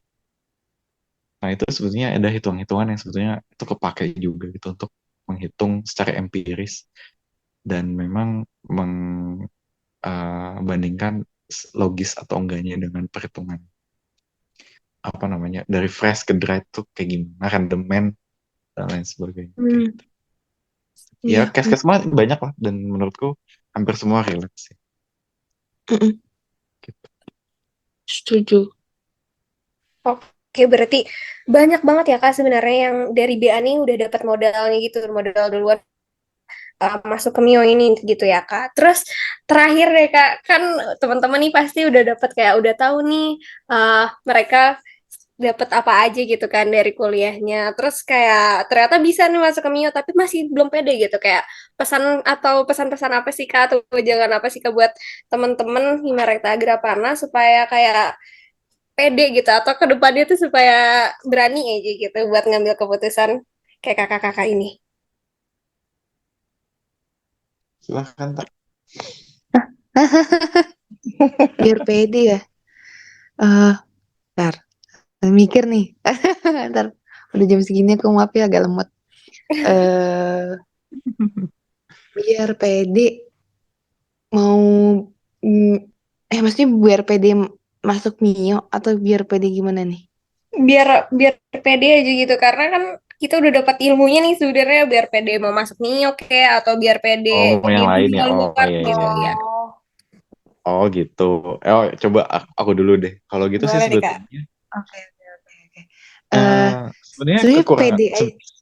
kelebihan rektor itu sebenarnya Gimana Kak? mempelajari banyak hal ya nggak sih? Nah, itu Yang aku mau yang bilang gitu. yang tadinya itu di IPB itu apa jurusan kita tuh mata kuliah loh gitu. Iya Iya, nggak sih? Sebetulnya kita tuh banyak tahu dan betul-betul. sebenarnya Karena, kita mau dihubungin nah, kemana-mana juga sebenarnya bisa gitu. Tapi masalahnya adalah eh apa namanya kita harus bisa meyakinkan orang dengan apa yang udah kita pelajari untuk dihubungin aja ke yang lain gitu iya, sebetulnya. iya bener-bener. Itu Jadi kan sih kayak, kalau dari bener aku juga mau bilang itu karena kan kita A sampai Z belajar ya di BA tuh. Jadi sebenarnya tadi aku bilang kayak ketika masuk kerja itu tuh sebenarnya kita kayak bisa dibilang paling 0,5% lah baru keisi gitu, isi kepalanya, sisanya itu emang belajar ketika udah masuk kerjanya gitu. Nah, di BA tuh enaknya adalah karena kita secara basicnya itu kita misalkan A tuh cuman keisi bagian A cuman keisi cuman ngerti 5%, bagian B 5% dan sampai Z gitu. Tapi at least basicnya udah tahu gitu. Jadi sebenarnya mau masuk kemanapun bisa-bisa aja karena secara dasar udah tahu ntar ke depannya tuh kayak lebih ke mendalami satu bidang yang emang akan kita geluti di dalam pekerjaan gitu loh. Jadi tadi karena basicnya udah tahu, jadi kayaknya kemana-mana aja bisa sih Anjay. Iya. Kemana-mana aja Tapi bisa itu masuk. juga jadi treat juga loh. Jangan salah juga bahwa Nah iya. kisahnya adalah ya goalnya di Oh, iya. kalian sendiri, karakter kalian, soft skill kalian, hard skill kalian. Karena menurutku ya kita harus pinter-pinter untuk memposisikan diri kita juga untuk kita mau jadi apa sih gitu. Nah, Itu PR-nya sih. itu sih. Karena opsi jalannya ada banyak, kita yang harus tentuin, Mm-mm. kita mau Dan mendalaminya kita di nggak spesifik ya istilahnya. Mm-mm. Itu sih plus minus lah pro kontranya. Gitu. Pede gak? Pede gak? Enggak ya? Iya. Yang di sini dulu gak tuh Marcel, Isma, sama Ayu? Aku mau Gimana? nanya dong. Ah, Kenapa, Pak? aku mau nanya dong. Iya, kenapa, Kak? Tadi tuh nama programnya apa sih? Nama programnya Ya, Natrium natrium sama Nitrogen. Nitrogen. nitrogen. Bentar. Ini Amiska atau Grafana ya? Gimana, Kak? Tahu nih Kan emang Kakak nih. apa nggak NPK? NPK. kenapa main Wah, gak kepikiran ya, Kak? Oh iya. Enggak sih, canda. Ya itu. Kalau kayak ini ya nama unsur ya, Kak? Iya. Mm-mm. Kirain ini Amiska atau Grafana gitu. Enggak, tapi oke. Di Hanya kimia. canda doang. Oke. Mungkin udah malam juga ya, Kak. Udah hampir 2 jam kita ngobrol-ngobrol. Terus udah banyak juga yang eh dicari tahu dari kakak-kakak. Terus pasti bermanfaat juga buat teman-teman. Mungkin Hmm. sebagai penutupan, ada nggak hal yang mau disampaikan dari kakak-kakak buat teman-teman di mereka? Ya Kang Cindy. Oh, kalau dari aku sih ya perjalanan teman-teman lulus lulus tuh 1 tahun setengah lagi. Nggak sih, atau setahun lagi. Kalian Oktober tahun ini gak sih kalau 19? Iya, kalau 19 Oktober tahun ini, Kak. Oh iya, soalnya maupun itu anak 19 atau anak 20 ya di bawahnya, ya manfaatin aja untuk eh, ikut kegiatan-kegiatan himpunan karena menurutku dengan berhimpun sebetulnya itu jadi modal kalian untuk mendevelop soft skill kalian juga gitu. Iya. Dan apa namanya, ya itu berguna banget lah di dunia kerja, apalagi sebetulnya yang tadi aku bilang, maksudnya dari segi adaptifnya, dari segi komunikasinya, ya sebetulnya itu dari segi ya kita ngotot dengan ide kitanya juga gitu, bukan ya ngotot dalam arti sehat ya istilahnya. Dan apa namanya, uh, tidak rugi kok untuk apa namanya mengikuti uh, apa namanya berhimpun kegiatan ini karena ya itu ada manfaatnya lah gitu sih Iya, sebetulnya. betul. Ya tidak terasa sih sebetulnya, yang tidak ya yang ngumpul-ngumpul doang sebenarnya ya biasa lah ya. Teman kayak ya nggak kerasa aja sih sebenarnya. Oh iya dulu kan karena dulu waktu di himpunan Gini. atau di kuliah kan gini gitu. Mm-mm. Jadi kayak terbiasa gitu. Benar-benar. Iya. Dari aku Oke. gimana tuh? Kalau dari aku, iya sih. Karena himpunan tuh tempat belajar dan kayak sebebas itu untuk menyerahkan segala ide gitu. Tempat buat nyoba segala hal lah intinya gitu. Jadi ya manfaatin waktu di himpunan dan tapi maksudnya kalau misalkan sekarang teman-teman kayak lebih kepikiran buat magang pun magangnya di Mio aja. Iya, iya. Masih gitu Mungkin tetap aja promosi. yoi, paling aku sih pesen juga sih, maksudnya kayak sebenarnya apa kata-kata orang terkait pekerjaan pertama kalian itu sebetulnya menentukan karir path kalian ya. Jadi istilahnya ya kalian apa namanya gali passion kalian tuh sebetulnya mau kerja di mana sih, itu sebenarnya belum telat untuk menentukan hal itu. Menurut gue sih Mm-mm. gitu. Iya, jangan lupa magang di Mio. Iya. Oke, makasih banyak ya buat Kak Sidik dan Kak Atta atas waktunya udah mau sharing-sharing terkait Mio. Semoga setelah ini Mio semakin lancar jaya-jaya-jaya ya. Semoga cerita Nick Store-nya makin berkembang. Terus Follow ya. apa lagi?